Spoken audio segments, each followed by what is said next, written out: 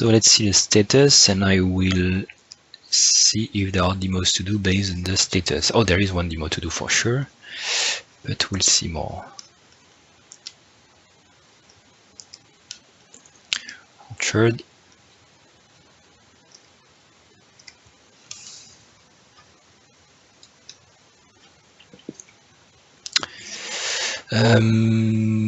Since last week, lots of things. So this is which branch 110x, adding spec first step for setting up an Orchard site with a standard set of extensions.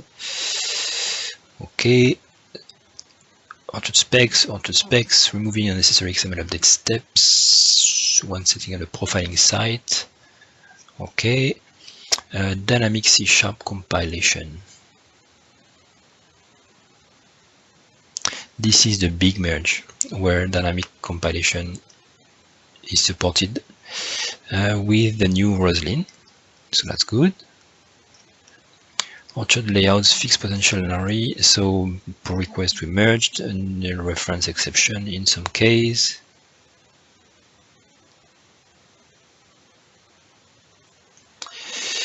The net compiler platform new version since it merged everything. Orchard dashboard fixing build warning in debug mode. Build warning.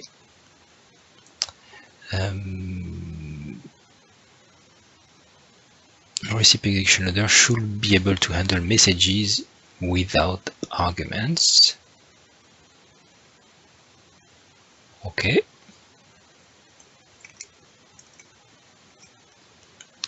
Projection build warning. There is a PR2 update tinymc.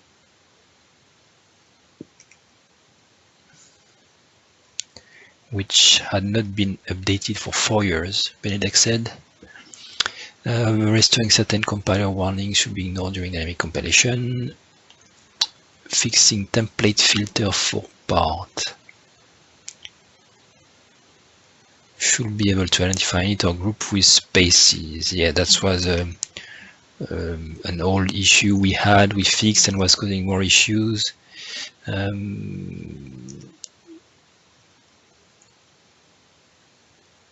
The group ID, if it has a space, will not work in the routes because we use it directly. So now is making it, we are making it a safe name to remove the spaces and to use hyphens instead.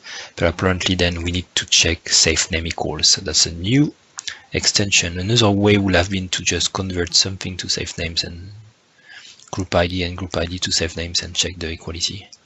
But that's fine. Code styling and simplification in group info. Okay.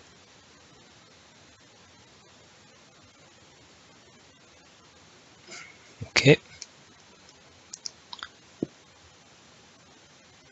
Styling. Good. So soon 1, then 3, and then merge everything to the dev branch on Orchard 1. Questions?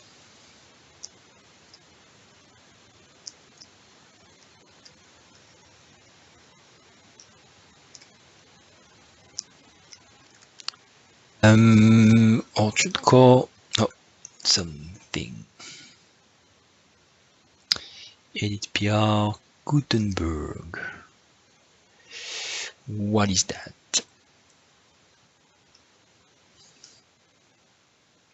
The editor of WordPress.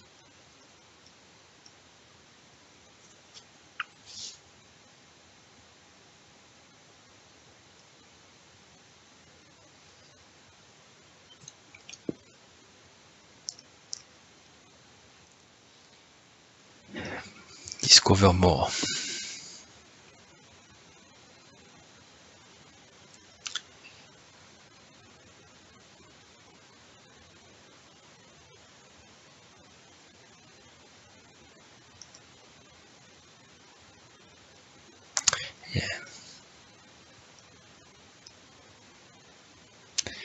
Yeah.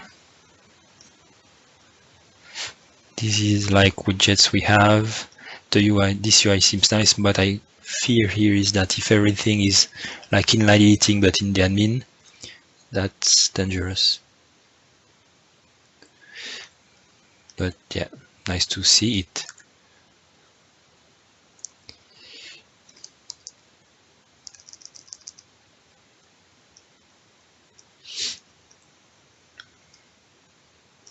If there are things that you think is very nice, we should file issues about what could be added in the current editing experience. And maybe it's just refactoring what we already have. Like when I see the adding the widgets, we already have a add widget. It's just a stupid UI we have with a list. Maybe we should have a pop-up with a nice iconography to show what widgets can be added, at least.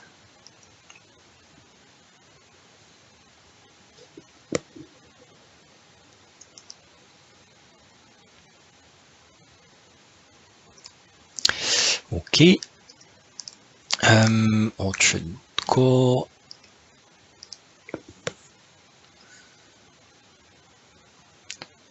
Why am I on this PR? Oh, because I was working on this branch. Okay. Then going back to dev.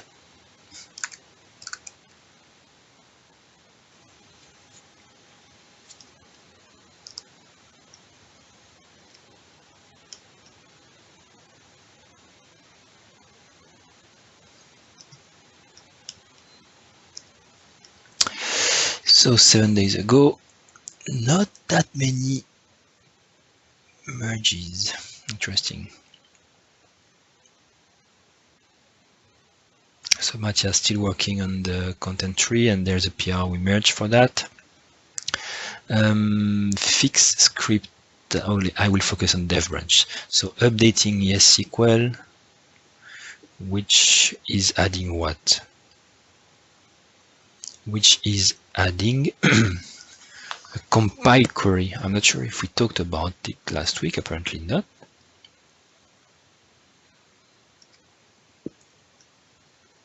But I think we talked about it, yes. So there is a new way to create queries from yessql with a specific class instead of using link, and that should make things faster.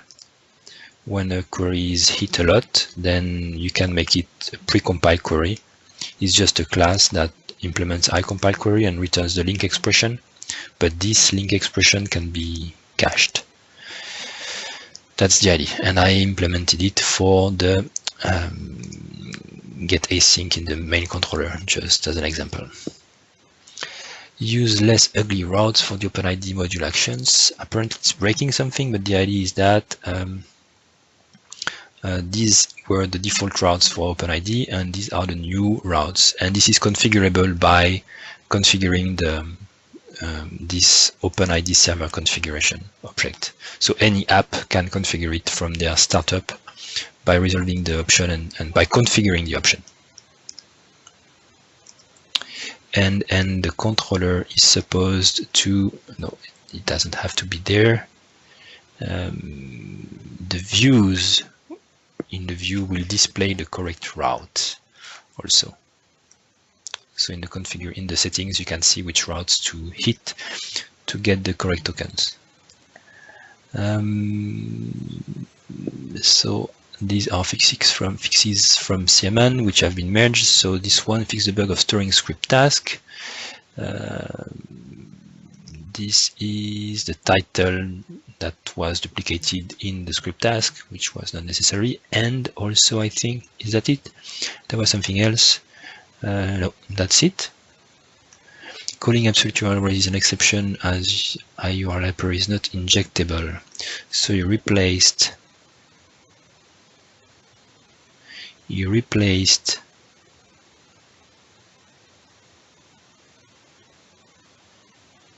the IUrlHelper by the IUrlHelper factory, which is always available, but not obviously the IUrlHelper.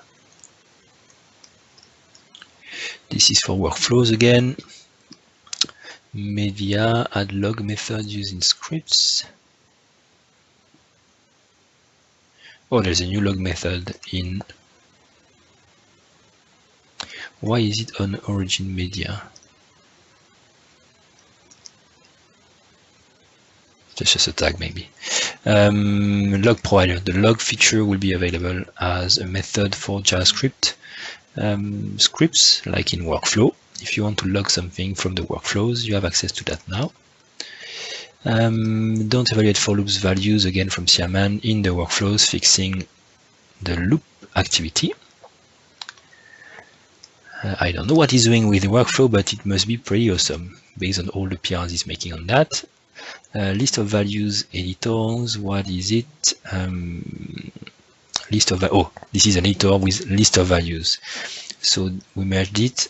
The idea is that there is a new editor for a text field that lets you provide a list of values that are available and then select from a radio or a drop-down list. Instead of free entry text, now you can provide list of values. I might be able to show it quickly. So predefined list. As a demo, replace .modules to areas. It's just when the assets are embedded in the DLLs. Now the virtual folders are based on areas folder and not .modules.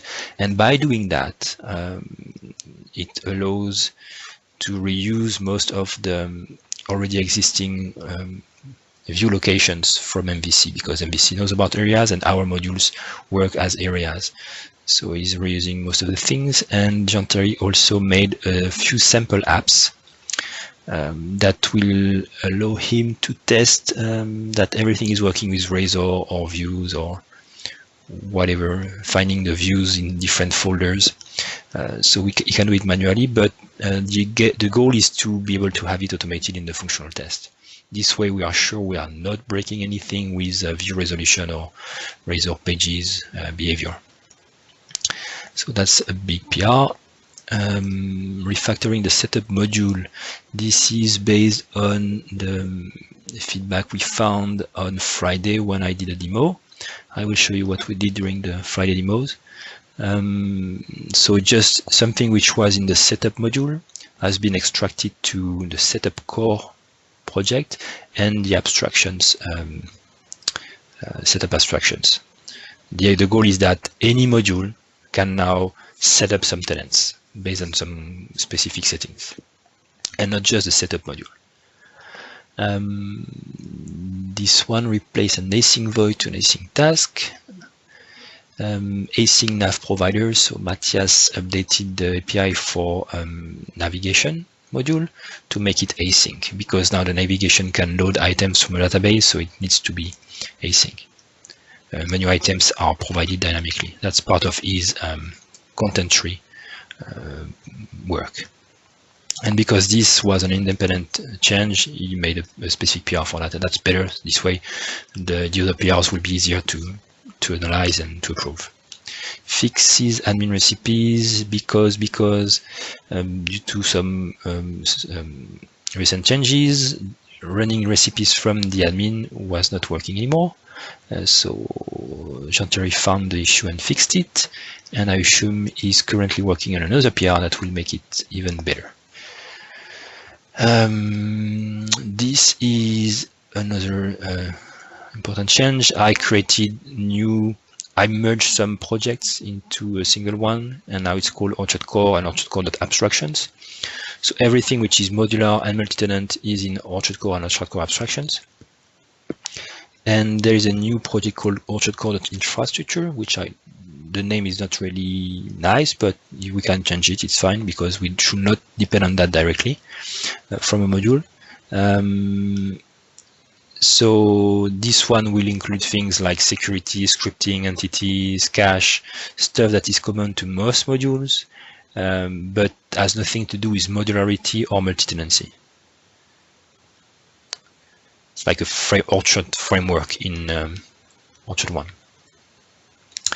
Remove toc why is that? Then Antoine decided to work on documentation, so remove toc extension coding our building docs, fixing nav, move template docs.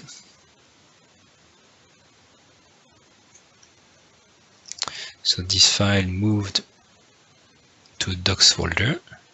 No, yep. Comment fence code. Then this PR fixing the return URL from the widget, the layer editor. In tenant, and this is a new filter. Let's look at documentation. The filter, if you have a list of IDs, will load all the items by ID. The issue being that this one here, content.contentItemID, only accepts one ID, and there is no way to pass an array in this thing because this is an indexer. So it's not supposed to have an array, just a string to access the property of this thing.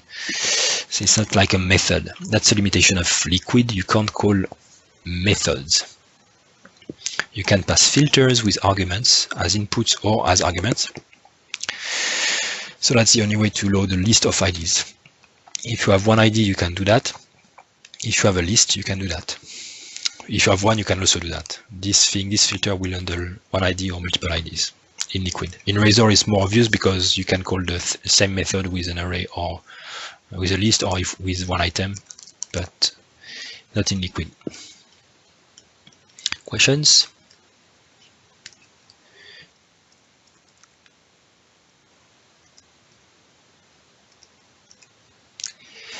Did I miss anything? Nope, still TinyMC. So demos, anyone has demos? David, James, nothing to this week? That's okay. Next week. Predefined list and SaaS.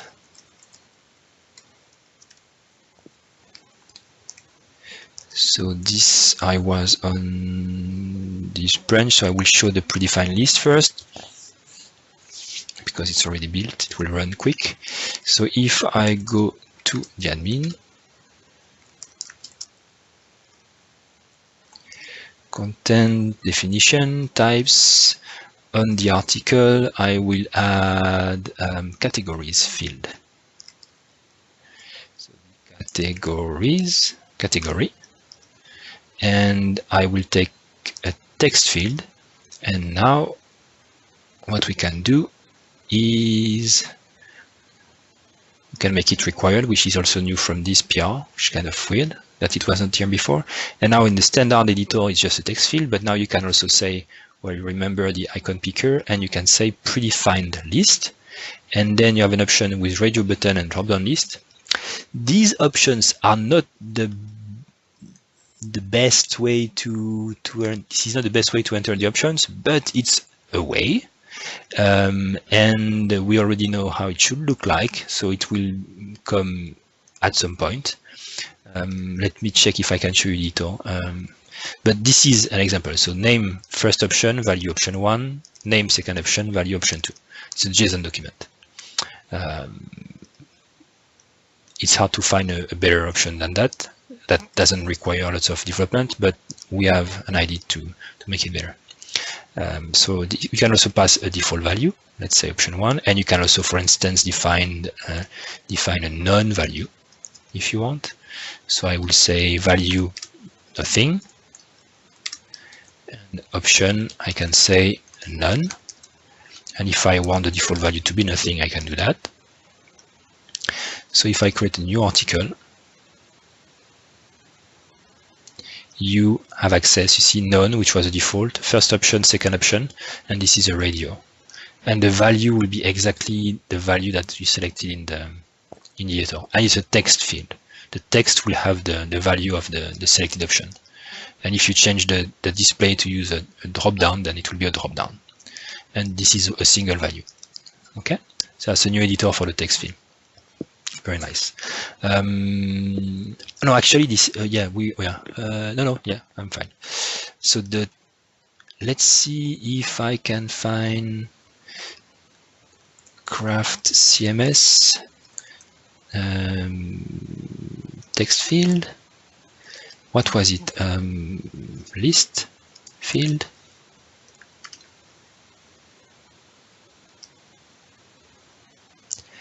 if I can find, no, I won't be able to find it this way. Field types. I don't know which one. Checkboxes. What did you say? Text? Checkboxes. Checkboxes, where is that? Checkboxes. This one. This is the editor we want to be able to provide the options. Option label, value, default, and you can reorder that. So we'll have that, obviously. It's better than the JSON document. It will store it as a JSON document, but it's better to have this kind of thing. So if anyone wants to implement that, that will be great. And as a reminder, here, article, here. So instead of this JSON document, we need the thing we showed. And that will be perfect. And by the way, because I saw gems. I saw gems is here. By the way, when you look at craft CMS, and you said field types, checkboxes, I think we should have something similar for the content item picker. So you have a text box where you type like today, and when you select, it shows a list like this, and you can reorder things. Maybe that will be better than the tag thing. So we can reorder the items because the order makes sense sometimes in the related items, and because it's a string array, we can store the order. That might be nice to be able to reorder them this way. Just thinking about it. So this was the first demo. Second one is what I did on Friday, so to show you the end result. So as I said, if I go back here, the setup, where is the setup thing? Setup module, refactoring setup module. So the idea is that now in the abstractions here, no, setup service, setup core,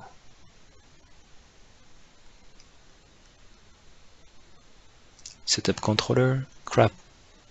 Where is the abstractions? I setup service. Let me check in the code here directly.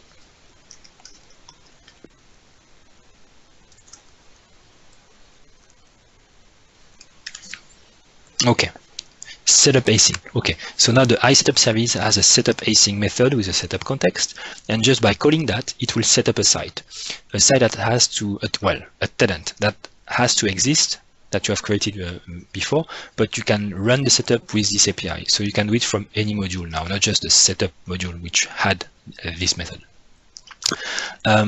So what we did on Friday is we created a module that we call SaaS, software as a service, that provides a default homepage with a form to let someone file some information.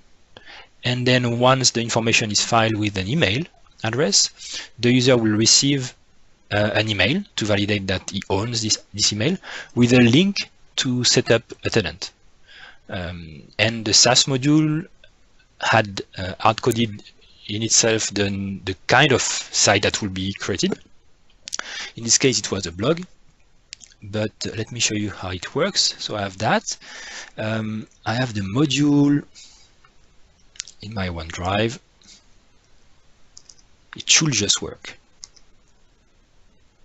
So if I go to Orchard 2 and I go to SRC modules and I extract the module there, if it was on NuGet, it would be easier, but I didn't do that.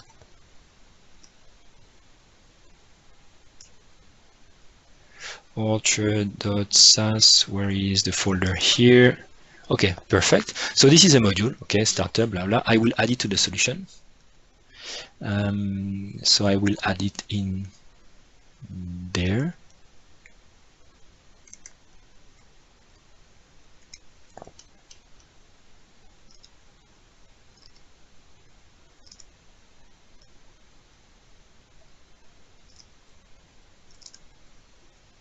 Okay, I will ensure it builds.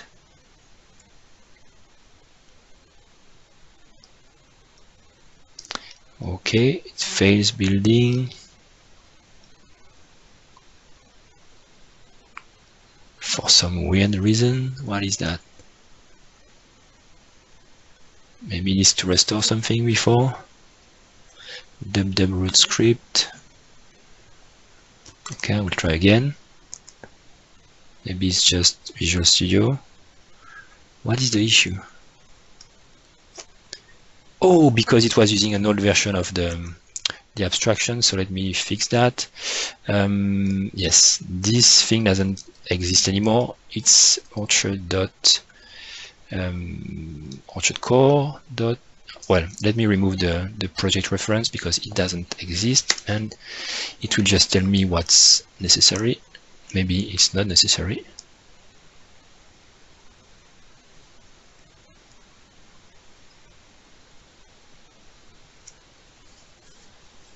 It is not necessary, so that's good. Okay, now it builds, and I will add a reference to it from the application.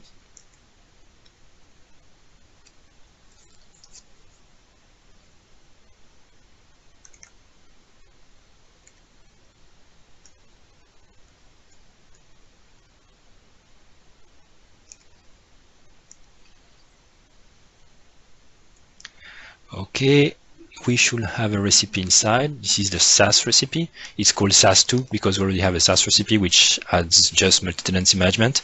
This one adds multi-tenancy management plus this module, so it's kind of something better. And it also sets the home page to the home of this module. Okay. So that's it. And now if I run the site, so I will delete my existing site. Okay, what kind of, yes, we use a local email. Okay, so if I run this, Control F5, and I will go to the temp folder where we'll get some emails, SMTP, I will delete everything here, there. So the site is starting, it will ask me to set up a site, and I will create my site. I will call it, so I called it, what did we call it? We called it OrchardPress, OrchardPress.com, like WordPress but with Orchard. And I want to use the Better Software as a Service recipe, which comes with this module.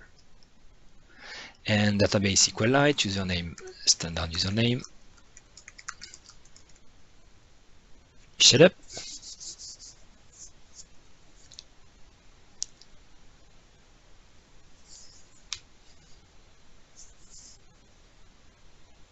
And here it's done. We have OrchardPress.com, which is a site, okay, a site that allows people to create their own blogging website, their own blog, with just providing their email and site name and a nice handle. Everything could be changed, okay, but it's just an example. So here, let's say I want to, this is my email, I want to create a nice blog called Sebastian Ross blog, and I want it to be under Sebastian Ross. But so this is the tenant prefix here. Ideally, it will be computed automatically, or we can give it a nice name. That's fine. That's what we do in WordPress. We could map it automatically to sebastianross.orchardpress.com. People could provide a custom domain also if they want, or you can make an invoice for that. And I just submit it. Oh, wait. Before I need to configure the SMTP settings.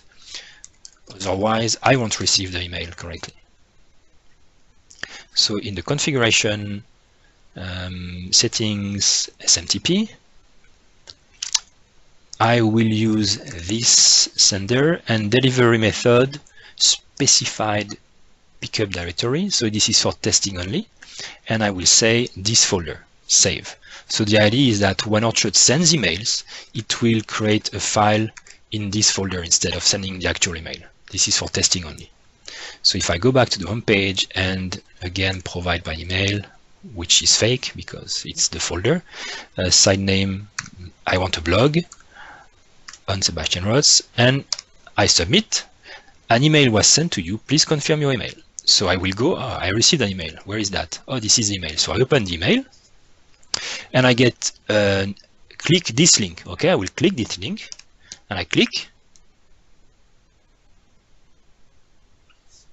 and what it's doing is just setting up the site for me under Sebastian Ross with the title I wanted and using the blog recipe. So I have a blog, and I can even authenticate if I know which credentials it created for me. I know because we hard-coded them, but they should be made dynamic or let you enter the account information on the homepage, and all you need, like, we made it simple just to show the proof of concept. And now someone else comes on the site and gives another email, whatever. I can give the same. No, I could give the same email, but I won't.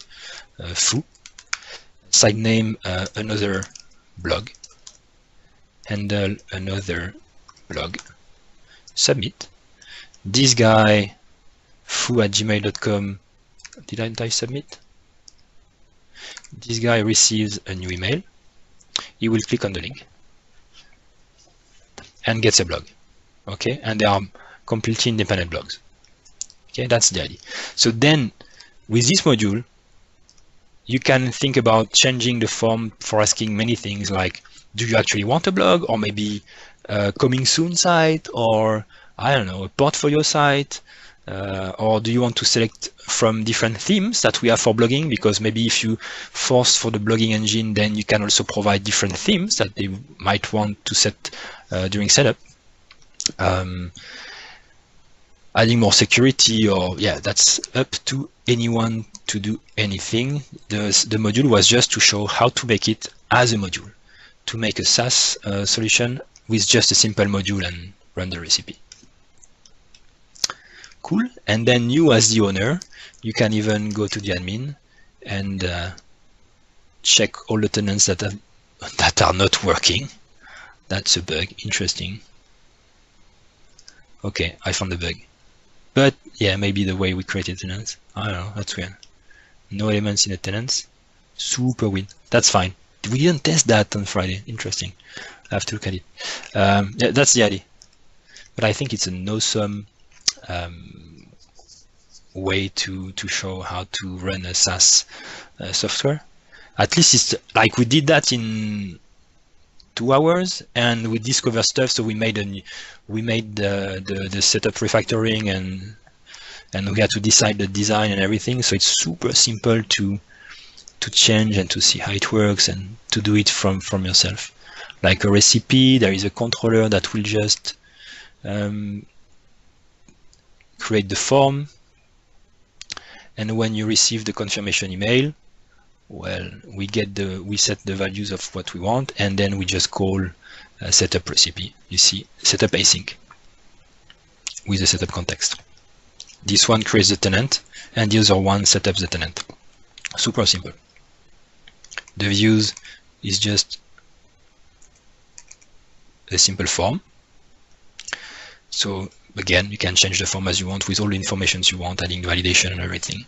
But everything works beautiful. The thing we didn't have time, was to actually deploy it, to let users just create blogs for fun and to see how much we could create, and if there would be bugs because of concurrency, but I don't think so, and how fast it will be. That may be next thing to do. Questions about this demo? I pasted the module in the Gitter forum, and maybe we could also have someone work on an actual SaaS module that will have common options to handle, like have settings on this module to decide what recipes are available, if you want to provide a choice for users when you create a new site, or if what else? What did you say? So recipes, the security story. I don't know what we said. I didn't take notes. Did I take note about that?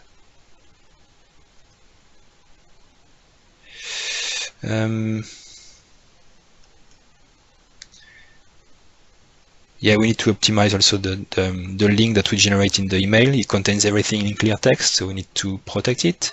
Add more field to the form for creating the user accounts. Okay, But I had some ideas about configuration. So many things could be in configuration, so we could make this module reusable for anything. That would be cool. That's it. Questions?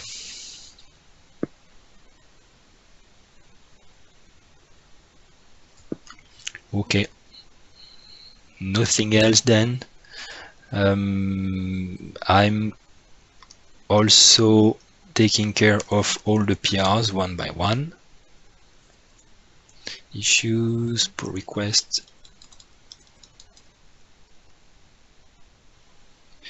Yes, I have a question. Okay. Today I tried a new setup, and there is a new one, a blank site. Yes. Yes. And it's a bit disturbing because you don't have an actual home page. Yes, it's blank. The goal is to use it for decoupled CMS. So when you create in your application some Razor pages and all the layouts and everything, you select that, and it won't set any theme, any custom module. This will be your application. Yeah, but maybe people will not understand. Yeah, maybe okay. there is an error. Or, yeah, maybe, but then they should not take this one. They should take another one. I don't know. It doesn't enable content management. It's just, yeah, it's the blank site, nothing. You go to the admin and then you enable the modules you want. If you want content management, you enable content management. That's the idea, a blank site. Like today there is in the SPNet templates, there is an empty site. You can create something with nothing. What's the point? But yeah, people want to start from fresh. That's a choice. As long as it's explained in the description what it does, or it's documented that, yeah, I mean, we can't have just options for those ones who don't know anything. So what would be the solution? To remove it and then not provide a blank site for people who know what they want to do with that? I don't know, but even I was wondering what happened. Was there an error? And then I just logged to admin because I know how to change the URL. But maybe add a page saying. But it wouldn't. Yeah, but it won't be blank then. Yeah. And then how do they remove this page? Yeah. Because it's not a content item, there is no content module. It's a file in the module, and it will be the index file. So now they can't remove it because there is an index on the default module. So that's hard. Just about documenting, explaining what it does in the list of recipes. The same way, like the agency. Well, you select the agency, and maybe that's not what you want, and you want to change it, and you need to understand what happens. Or you wanted a blog, and you click the agency. Well, do it again. Select blog next time. I don't know. No, I think that's a fine issue. That's can't be perfect. Right now it says nothing. Yeah, it should be more. It could be more obvious what it does. It says it's in the theme. It says creates a blank site. Oh, with content management features.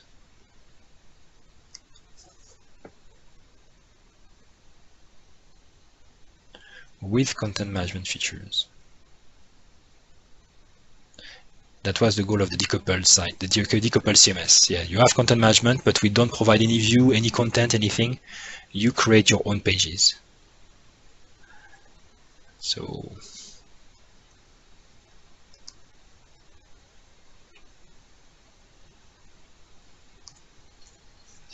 in this case, we could create a default content item with a default route.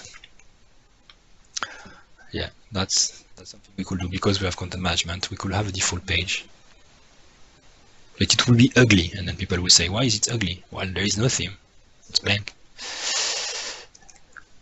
Yeah. Find issue if you think we can do better. Oh, this is not what I wanted to click. I wanted that.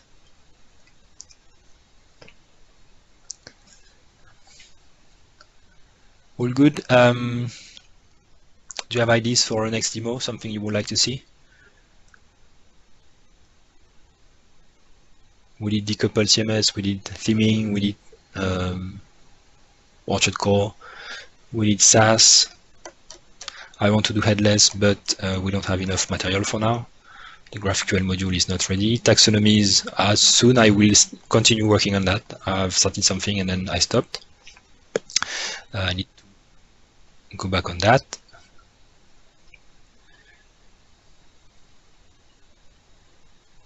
Search engine page with filters by fields. Search engine, yeah, that's a topic. Okay, then that's it, nothing else.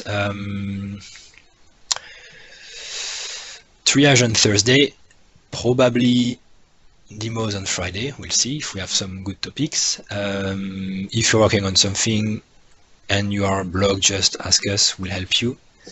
And that's it. Okay, thank you everyone. See you next week. Bye bye.